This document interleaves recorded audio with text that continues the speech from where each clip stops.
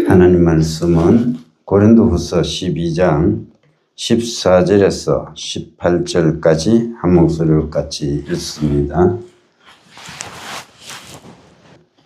보라, 내가 이제 세 번째 너희에게 가기를 준비하였으나 너희에게 폐를 끼치지 아니하리라.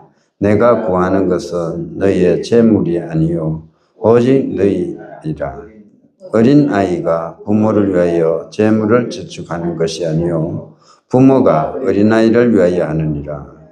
내가 너희 영혼을 위하여 크게 기뻐함으로 재물을 사용하고 또 내 자신까지도 내어주리니 너희를 더욱 사랑할수록 나는 사랑을 덜 받겠느냐.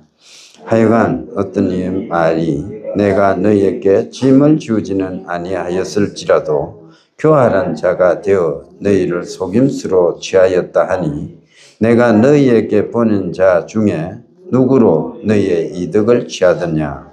내가 디도를 권하고 함께한 형제를 보냈으니 디도가 너희의 이득을 취하더냐. 우리가 동일한 성령으로 행하지 아니하더냐. 동일한 보조로 하지 아니하더냐. 아멘. 앞뒤 좌우로 인사합시다. 반갑습니다. 우리가 말씀을 한 번쯤 정리할 필요가 있어요. 고린도 전후서를 읽을 때 배경을 정확하게 이해할 필요가 있습니다. 특별히 이제 서신서를 읽어 나갈 때 여러분 사도행전하고 병행해서 읽어 나가는 것이 유익합니다. 그래서 반드시 같이 성경을 대조해 가면서 읽으시기 바랍니다. 바울이 오늘 보면은 14절에 보라, 내가 이제 세 번째 너희에게 가기를 준비하였으나 이렇게 말하고 있어요. 그러면 두 번을 방문을 했다는 말씀이거든요. 그러면은 첫 번째는 언제였냐? 우리 지금 이제 사도행전 17장 주 공부를 해나가고 있습니다만, 아덴에서 이 사역이 끝나고 나서 바로 고린도를 방문하게 됩니다. 18장 1절에 보면은 고린도에 방문해서 교회를 개척해요. 거기서 교회를 설립해서 1년 6개월간 바울이 머무르고 거기 가르칩니다. 그것이 사도행전 18장 11절에 나오는 말씀이에요. 그리고 나서 이전에 개척한 아시아에 있는 여러 교회들을 둘러볼 그러한 계획이 있어가지고 그 아시아로 떠나게 돼요.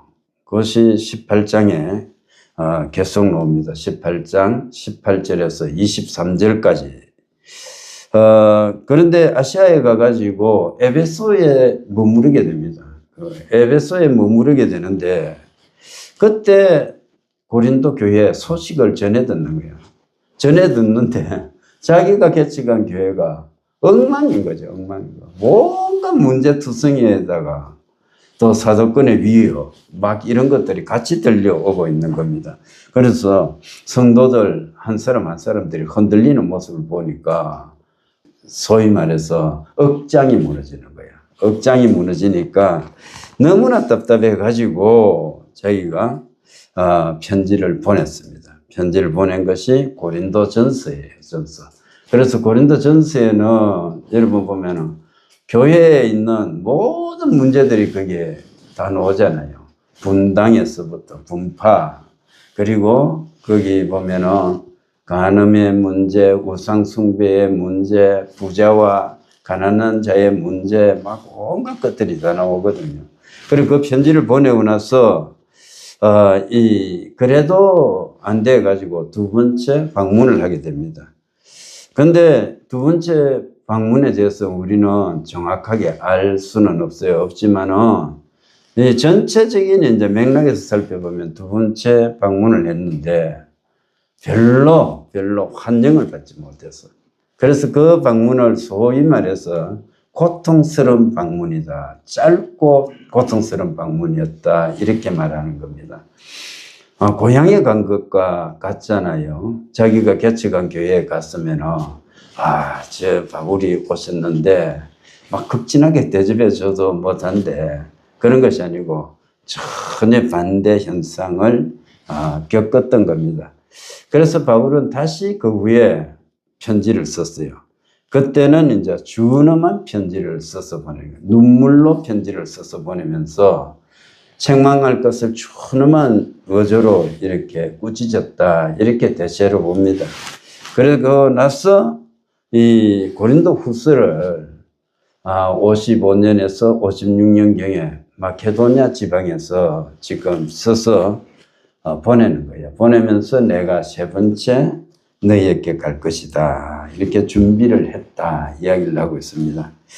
바울은 이렇게 여러 차례 정말 배신도 당하고 그 교회 실제적으로 방문했을 때 환영도 받지 못하고 그러한 인간적인 대우를 받으면서도 포기하지 않고 이렇게 계속적으로 또 편지 보내고 또 방문하고 또 사람을 보내고 이렇게 했던 까닭이 뭐냐? 영혼 사랑이었습니다. 영혼 사랑. 그들을 사랑하는 거예요. 사랑이 없다면 결코 이것을 다른 것 가지고 설명할 수가 없어요. 물론 복음을 전파하는데 복음을 전파하는 그 기저에는 뭐가 있습니까? 사랑이거든. 영혼 사랑이거든. 버려두면 전부 다 지옥으로 가니까 저 사람이 지옥 가는 것은 안 된다는 거예요. 내가 정말 하나님으로부터 받은 이 비밀의 말씀을 전해줘야지. 그래서 지옥 가는 제 영혼을 구원해야지. 이것이 소망이었던 겁니다. 우리도 그런 소망을 가져야 될 줄 믿습니다. 우리는 남은 세월을 어떻게 살 것인가? 자기를 위해서 사는 사람 그것 아니에요. 정말로 죽어가는 영혼을 위해서 그 영혼에게 복음을 전파하는 겁니다. 그 대상이 정말로 명목상의 그리스도인들이 있을 수가 있어요. 교회는 다니지만 예수를 믿지 않는 사람, 그 사람이라면 그 사람에게 정확하게 예수 그리스도를 전해줘야 됩니다. 아직도 예수 그리스도를 모르는 사람이라면 그 모르는 사람을 부여잡고 우리가 말씀을 전해야 되는 것입니다. 사명이라는 것은 영혼을 살리는 것 아닙니까? 여러분, 우리는 영혼을 사랑할 수 있어야 되는 것입니다. 그러면서 세 번째 너희에게 가는데 너희에게 폐를 끼치지 아니하리라. 그러면서 말합니다. 내가 구하는 것은 너희의 재물이 아니요 오직 너희다. 이렇게 말하는 겁니다. 여러분, 재정적인 문제, 이것은 보면은 교회가 설립되고 나면은 어느 교회나 한두 분은 겪는 문제다. 이렇게 볼 수가 있습니다. 좀 나름대로 성도들이 많이 모이고 이렇게 교회가 개척한 지 또는 설립한 지 오래돼 가지고 기반이 잡혀가는, 소위 말해서 기반이라고 이야기하면은 못합니다만은, 그래 안정된 교회는 재정적인 부담을 많이 안 느낍니다만은 대체적으로 농어촌에 있는 교회들은 미자립 교회가 참 많습니다. 저는 청년 시절에 그러한 경험들이 참 많았습니다. 이제 제가 교회를 다닐 때 할머니들하고 청년은 저 혼자서 이렇게 나갔는데 전도사님이 보통 와서 말씀을 전했거든요. 그럼 말씀을 전했는데 생활이 안 되니까 어떻게 됩니까? 어느 날 갑자기 이야기를 하는 거야. 예를 들어서 오늘이면 오늘이가 다음 주부터 옮겨갑니다. 이야기를 하는 거야. 어디로 가는지도 모르는 거야. 물어볼 수도 없는 거지. 그때 돼서 이제 묻죠. 그러면은 한 금요일쯤 되면 이제 짐 싸가지고 가버리고 안 계시는 거야. 그럼 교회가 비는 겁니다. 목회자가 없어요. 그러면 어떻게 합니까? 그래도 좀 아는 사람이 저가 조금 아니까. 전 성경도 잘 모르지만 어쩔 수 없이 예배인들을 제가 했던 경험들이 많습니다. 어느 날 갑자기 목회자가 오셨다가 또 가버리고, 또 어떻게 수소문을 내서 우리가 목회자를 보내주십시오 하고 양사방에 이렇게 도움을 청하면은 전도사님 한 분이 오시는데, 오셨다가 생활이 안 되니까 또 떠나가고, 그런 문제들을 정말로 많이 겪었습니다. 사역자가 사라지는 거. 그러면서 이제 조금 나은 교회에 제가 나중에 출석할 때 보니까 한 개 기관에 1년에 예산만 하면 농어촌 교회 1년 그 운영하는 경비가 다 되더라고요. 야, 그래서 이 커피 마시는 것 이런 거 없애버리고 다른 거 다 없애버리고 이것 가지고 농어촌 교회 지원해주면 어떻겠노? 이런 생각도 들더라고요. 여전도에 한 개 기관에 예산만 하면은 농어촌 교회 1년에 예산만큼 된다니까. 그거 하는 건 뭐예요? 헌신 예배 드리는 것밖에 더 있습니까? 하는 일 없다니까, 여전도에. 뭐 했어요, 뭐. 전도했습니까? 우리 교회가 아니고, 우리 교회는 여전도에도 없으니까. 회의한 거예요. 회의하고 음식 사먹고 친교하고 그거 필요합니다. 필요하지만은 정말로 예산을 우리가 잘 집행해야 된다. 참 선한 일도 많이 하고 많이 도와주는 그러한 전도회들 또 모임들도 많이 있습니다. 있지만은 그런 또 긍정적인 요소 아닌 그런 기관들도 있을 수 있으니까 제가 말씀하는 겁니다. 또 제가 겪었던 데는 그러한 기관들이 참 많았다 이렇게 생각이 됩니다. 그래서 말씀을 하는 거예요. 고린도전서 아까 오전에 살펴봤습니다만 그 9장 5절에서 7절에 보면은 나도 결혼해서 아내하고 같이 평안한 가정 이루면서 살고 싶다. 나도 또 재정적인 지원을 다 받으며 후원받으면서 전도했으면 좋겠다. 생각해봐라. 군복무를 가는데 누가 군대에서 밥도 안 먹여주고 자기가 밥 먹어가면서 하는 사람이 있느냐. 포도나무를 심어놨는데 그 열매 따려고 하는 것은 사람 누구나 가진 소망 아니겠느냐. 막 이렇게 바울이 이야기를 했던 겁니다. 그런데 그렇게 해달라는 것이 아니고 차라리 죽을지언정 내 자랑하는 것을 헛된 데 돌리지 못하게 하리라. 이렇게 말을 했어요. 바울은 도움을 받고 싶어서가 아니고 그렇게 도와달라는 말이 아니고 내가 내 자랑하는 것을 헛된 데 돌리지 않으리라. 이렇게 그 마음으로 이렇게 말씀을 했던 겁니다. 절대적으로 재정적인 부담을 지우지 않고 이렇게 사역자가 사역해 나가겠다는 정신이 있었어요. 마찬가지입니다. 오늘날 살아가는 우리 목회자들도 마찬가지 마음을 가질 수 있다 생각합니다. 목회자는 자기가 먹는 것, 입는 것 이런 문제가 해결되면 더 이상 돈에 뭐 집착할 필요가 없어요. 하기는 보면은 목사님들 보면은 나중에 노년이 되면은 은퇴를 하려면은 요즘 보면 연금제도들 이런 것들이 좀 생겨나가지고 노후가 좀 보장이 되지만은 노후 보장이 또 안 되는 거야. 안 되니까 그분들은 입장에서 은퇴를 준비하려고 그러다 보니까 교회의 재정적인 문제를 요구를 하는 경우가 있고 교회는 또 나름대로 보면 어려운 형편이니까 그분들 지원을 못 해주는 거예요. 서로가 똑같은 마음일 수 있는데 서로가 서로의 처지를 좀 이해를 해줘야 된다. 교회는 이제 목회자가 목회를 하는데 재정적인 뒷받침을 해주는 게 좋죠. 해주는 게 맞는데 이 바울은 오늘 고린도 교회로부터는 내가 폐를 끼치지 않고 내가 거기 방문하겠다 이렇게 했습니다. 바울이 두 번째 했던 건 뭡니까? 사람보다 재물보다 사람을 얻기를 원했던 겁니다. 그래서 재정적인 대가를 받지 않으려는 이유가 이 이유예요. 나는 재물을 원하는 것이 아니고 사람을 원한다는 것, 사람을 원하는 거다.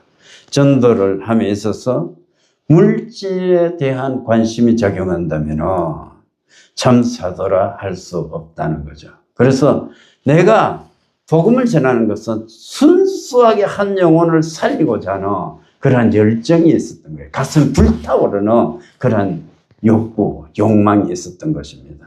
여러분, 우리가 가진 것도 이런 것이어야 돼요.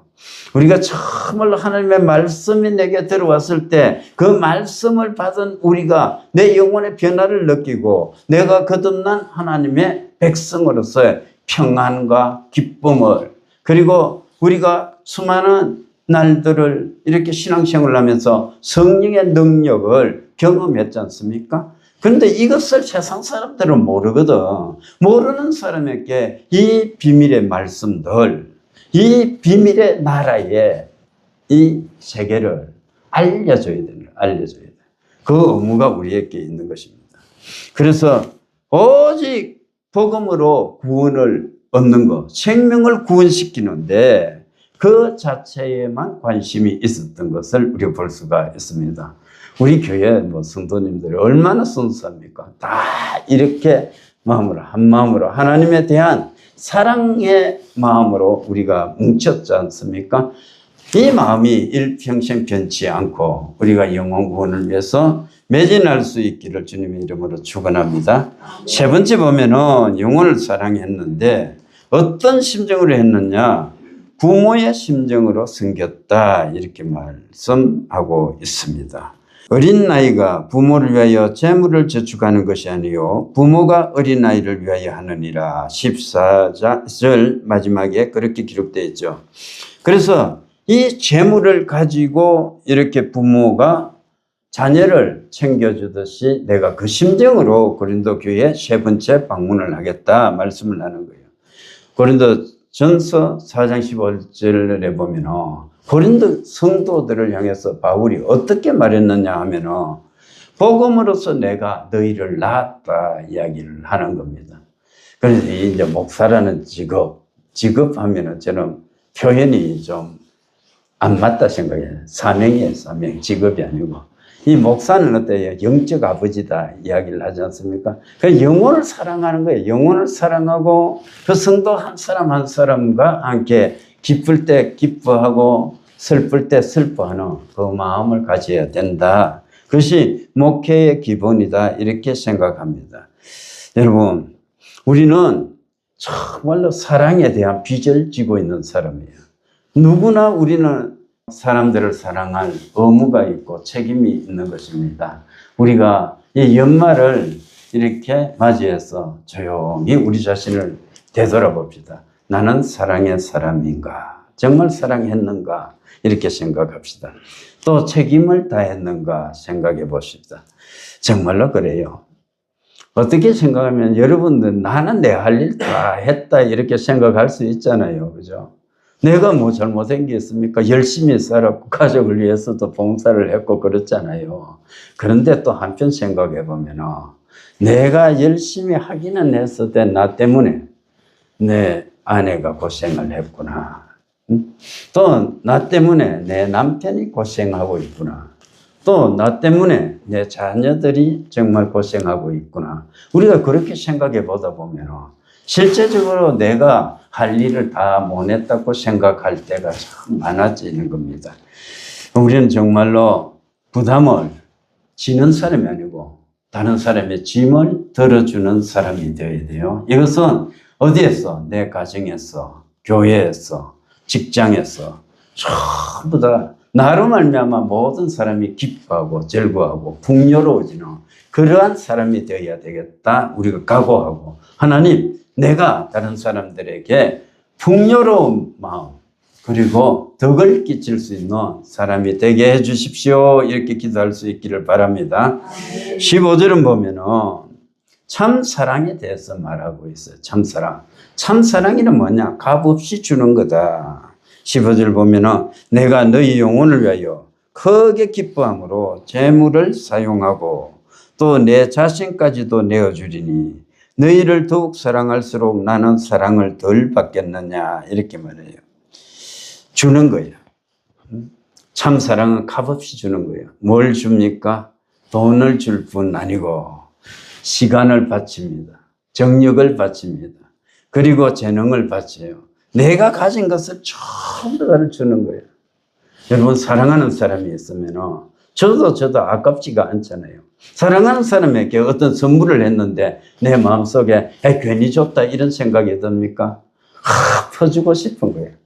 계속 줘도 또 그 사람이 생각나고 내게 있는 것 이거 큰 거는 아니지만 그 사람 좀 챙겨주자 이런 마음이 생겨나는 것 아닙니까? 그것은 우리가 사랑했기 때문에 사랑하는 사람들 그런 사람들에게 그러한 경험들이 전부 다 있지 않습니까? 그 마음으로 우리가 삶을 살아가는 거예요. 정말로 우리가 사랑을 받지. 하나님께서 우리에게 붙여준 영혼들을 생각해 보십시오. 이 지구상에 정말로 70억이나 되는 인구 중에서 한 사람 만나가지고 사랑하고 또 가족이라는 공동체로 우리가 살아가는 거 이게 얼마나 큰 의미입니까? 얼마나 기쁜 일이고 귀한 일입니까? 그죠?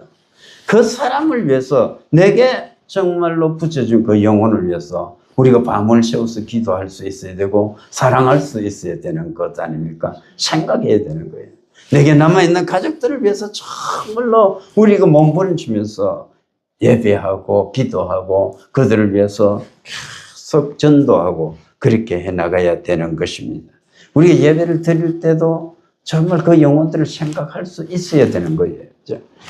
그렇게 우리가 사랑해야 된다. 물질을 바치고 시간을 바치고 열정을 바치고 나의 모든 것을 바쳐가지고 정말로 사망길로 가고 있는 내가 사랑하는 사람이 있다면 그 영혼을 하나님 나라로 인도하는데 우리가 전심전력해야 될 줄 믿습니다. 바울은 자신의 모든 것을 바쳤어요. 그리고 심지어 내 목숨까지 주겠다 이렇게 말하고 있어요. 내 자신까지도 내어주리니 이렇게 말하고 있어요. 전부 다를 주는 거예요. 이 전부 다를 주는 것이 어떤 겁니까? 예수님의 사랑이거든. 예수님이 남은 게 있습니까? 우리를 위해서 전부 다를 주셨잖아요. 그래 예수 그리스도를 발견했던 이 바울, 예수 그리스도를 만났던 바울은 그 예수님의 삶을 본받아가지고 자기의 모든 것을 고린도 교회 성도들을 위해서 주기를 원했던 겁니다. 이 마음이야. 지금 고린도 교회를 보고 이렇게 말하지만 자기가 개척한 모든 교회에 이 마음을 가졌을 것 아닙니까? 내 자신까지도 내어주리니. 편지글을 쓸 때요. 정말로 이 편지글을 쓸 때쯤 되면 바울이 어떻습니까? 심장이 무너지는 것 같거든. 가슴이 멍멍해지는 거예요. 이 사람들이 어떻게 나를 배신할 수 있어? 막 이런 생각이 안 들겠습니까? 그런데 바울이 그렇지 않은 거예요. 나 사랑한다. 너희들을 사랑한다. 내 자신까지도 줄 수 있어. 내 물질뿐 아니고 모든 것을 주고 싶어. 막 그 이야기를 하는 거예요. 여러분, 일방적인 사랑. 바울의 사랑은 그런 사랑이에요. 그래서 나는 이렇게 너희를 더욱 사랑하는데 여러분은 나를 덜 사랑하느냐 이렇게 묻고 있습니다. 사랑을 덜 받겠느냐 이 말이에요. 나는 이렇게 모든 것을 줘가지고 너희를 사랑하는데 고린도 교회 성도 여러분 너희들은 나를 사랑하지 않습니까? 나는 사랑을 덜 받겠습니까? 이렇게 말하는 거예요. 내가 사랑하면 그 정비례에서 여러분들도 좀 사랑해 줘야 되지 않습니까? 그 이야기하고 있습니다. 정말로 구걸하는 것은 아닌데 정말로 그들의 마음, 그 고린도 교회 성도들이 같이 사랑해 주기를 바라는 간절한 심정이 여기에 나타나고 있습니다. 여러분, 하나님의 심정이 이런 거예요. 이사야서 55장 1절에 보면 이렇게 말하고 있어요. 너희 목마른 자들아 물러나오라. 돈 없는 자도 오라. 너희는 와서 사 먹되 돈 없이 값없이 와서 포도주와 젖을 사라. 이것이 하나님의 심정입니다. 예수 그리스도의 마음입니다. 지금도 우리를 그렇게 부르고 있는 거예요. 우리가 배역할 수 있어요. 고린도 교회 성도처럼 우리는 하나님의 사랑을 잊어버리고 배신할 수가 있는 겁니다. 그럼에도 불구하고 하나님께서는 너희 목마른 자들아 이리 나오너라 물러나오너라 와서 먹어라. 돈 없어도 된다. 값없이 내가 그저 준다. 이렇게 말씀하고 있습니다. 그 약속대로 하나님께서는 예수 그리스도를 어떻게 했어요? 우리가 어떤 돈으로 그 생명을 살 수가 있습니까? 아니에요. 예수님께서는 우리를 위해서 피와 땀과 눈물과 모든 몸을 내어주셨던 것을 기억해야 될 줄 믿습니다. 여러분, 사랑이라는 것은 아까워하지 않는 거예요. 사랑은 계산하지 않는 거예요. 여러분, 사랑하는 사람에게 어떤 것 선물을 하면서 계산한다면 아직도 사랑하지 않는 거다 생각해야 됩니다. 요새 젊은 사람들은 그래요. 젊은 사람들은 선물을 하나 해가 부부간에도 어떤 선물을 하나 해주면 내가 해주면 계산적인 거야. 이거 지도 이만큼 해줘야 된다. 이렇게 생각하는 거야. 그러면 아직도 그들 가슴 속에 정말로 진정으로 사랑한다는 것, 그것이 좀 부족한 것 아닌가 이렇게 생각할 수가 있습니다. 절대적으로 사랑하면 계산하지 않는 거야. 아깝지도 않는 겁니다. 여러분 그렇게 해야 됩니다. 사랑한다고 돌려받는 것도 아니고 또 사랑한다고 해서 이 바울 같은 경우에 알아주지도 않는 거예요. 또 오히려 사랑함으로 인해서 오해를 받고 마음을 상하기도 했고 미움을 받기도 했고 그렇게 했습니다. 그런데 그럼에도 불구하고 바울은 계속적으로 사랑하기로 했다는 것입니다. 왜냐하면 사랑은 상대방이 나에게 어떻게 반응하느냐 그것이 기준이 아니고 사랑의 기준은 하나님이기 때문에 그렇습니다. 여러분 우리도 삶을 살아가면서 그렇게 해요. 내가 사랑하는 까닭은 하나님 때문에 내가 하나님으로부터 이런 사랑을 받았기 때문에 나도 사랑하며 살아야지 이렇게 우리가 다짐을 하며 살 수 있기를 바랍니다. 그 다음에 보면은 16절에서 18절의 말씀은 거짓 사도들의 비난이에요. 비난. 이 말씀은 거의 크게 중요한 것은 아니죠. 이쪽에 거짓 사도들이 어떻게 비난을 했느냐면 속임수로 취했다는 거예요. 16절에 보면은 하여간 어떤 이의 말이 내가 너희에게 짐을 지우지는 아니하였을지라도 짐 지운 것은 없다. 보수를 안 받았으니까. 그런데 교활한 자가 되어 너희를 속임수로 취하였다 하니 요거 거짓 사도들이 바울을 비난하는 거죠. 그죠? 그렇게 비난을 하니까 거기에 동요돼 가지고 고린도 교회 성도들이 그렇게 간 거죠. 그래 17절에 내가 너희에게 보낸 자 중에 누구로 너희의 이득을 취하더냐. 자, 바울 자신은 보수받은 것이 없으니까 속여서 취했다고 비난할 수가 없잖아. 그러면은 내가 보낸 사람들 중에서 자기 사욕을 취한 사람이 있느냐 이것을 묻고 있는 거죠. 그래서 디도를 보냈는데 디도가 그렇게 하더냐? 다른 형제도 같이 보냈는데 그들이 그렇게 하더냐? 그들이 동일한 성령으로 행하지 아니하더냐? 동일한 보조로 하지 아니하더냐? 이렇게 묻고 있는 것입니다. 바울은 물론 바울의 제자 되었던 또 동역자 되었던 디도라든지 다른 형제들로 고린도 교회로부터 부정하게 돈을 받지 않았던 겁니다. 여러분 돈을 사랑함이 일만하게 뿌리라고 성경은 말씀하고 있습니다. 우리는 돈이 귀중한 줄은 알지만 돈을 사랑해서는 안 됩니다. 돈은 그냥 흘러가는 거예요. 있다가 없어지고 없다가 있는 겁니다. 그냥 쓸 것이 있으면 그냥 감사하는 거예요. 감사하고 쓸 것이 없으면 없는 대로 살아가는 거지 돈에 집착하지 마십시오. 돈에 집착하다 보면 우리가 신앙을 잃어버릴 수가 있어요. 그래서 모든 것이 돈으로 돼요. 내 친구 중에 내가 이 농촌에 와서 교회를 한다 그러니까 그렇게 돈이 돼야 되지 이렇게 이야기하는 사람이 있더라고요. 여러분 교회가 돈을 벌기 위해서 교회를 합니까? 그러니까 오늘날 그들 믿지 않는 사람들의 눈에 교회라는 것이 그렇게 비춰졌다는 거예요. 교회는 돈 버리는 곳이다. 그러니까 네가 농촌에서 하지 말고 도회지 나와서 사람이 많은 데서 교회당을 운영해야 될 것 아니가. 그러니까 네가 돈을 많이 벌까 이가 그 이야기를 하고 있는 거예요. 여러분 그렇지 않습니다. 이 복음이라는 것은 돈하고 관계 있는 것 아니에요. 우리는 그 돈이 얽매여 있는 것은 세속적인 것, 또 세상 풍조다 이렇게 잘 알고 있습니다. 따라서 우리는 그런 데 끌려가서는 안 된다 이렇게 생각합니다. 이제 말씀을 정리합니다. 우리가 삶을 살아갈 때 뭘 해야 되냐?